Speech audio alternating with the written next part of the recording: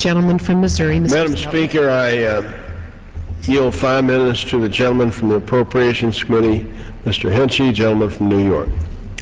The gentleman from New York is recognized for 5 minutes.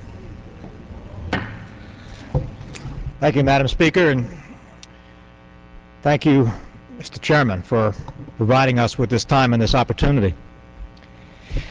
As a veteran of the United States Navy, I am very, very honored to be a member of this House of Representatives.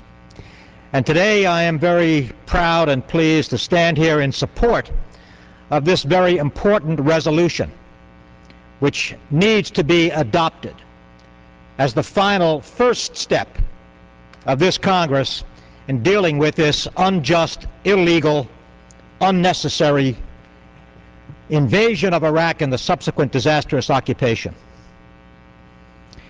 In October of 2002, when the resolution authorizing this invasion came to the floor, 133 members voted against it. 127 Democrats and 6 Republicans voted against it. Most of us voted against it because we knew that the so-called logic or rationale that had been presented by the administration was untrue, that there was no connection between Iraq and the attack of September 11th, that there was no evidence that there were chemical or biological weapons left in Iraq, even though we know that previous administrations of this country had supplied those weapons. We knew that the rationale presented for the development of a nuclear weapon in Iraq was completely falsified. The documents were forged. On the 19th of March, this administration carried out an illegal, unnecessary, unjustified invasion of Iraq.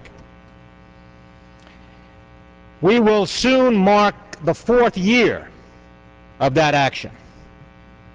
In all of that time, this Congress has done nothing significant or substantial to stand in the way of the illegal, unjustified actions of this administration, in spite of the fact that they have caused the death of now more than 3,000 American servicemen and women, more than 23,000 physically injured, unknown numbers psychologically injured, hundreds of thousands of Iraqi civilians killed. In spite of all of that, and in spite of the fact that increasingly every member of this Congress has begun to understand with greater and greater clarity how the information was falsified, how what the intelligence committees told the White House, the Defense Department, the State Department, and others in this administration had been twisted and distorted and turned around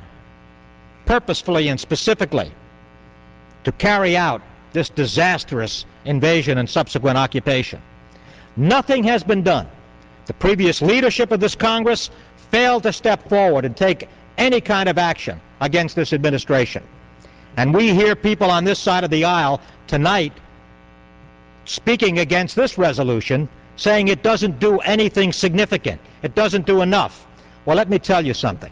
This is the first step of a new majority in this Congress taking the right kind of action on the basis of our obligations and responsibilities under the Constitution to stand up to the actions of this administration and to put this country back on the right track.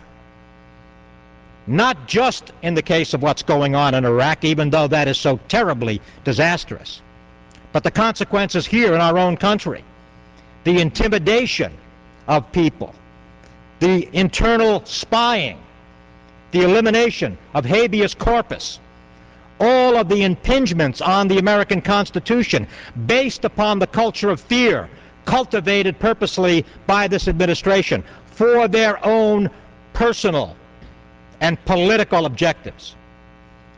No one in the previous leadership, no one in the previous majority stood up to this administration in any kind of a constructive way.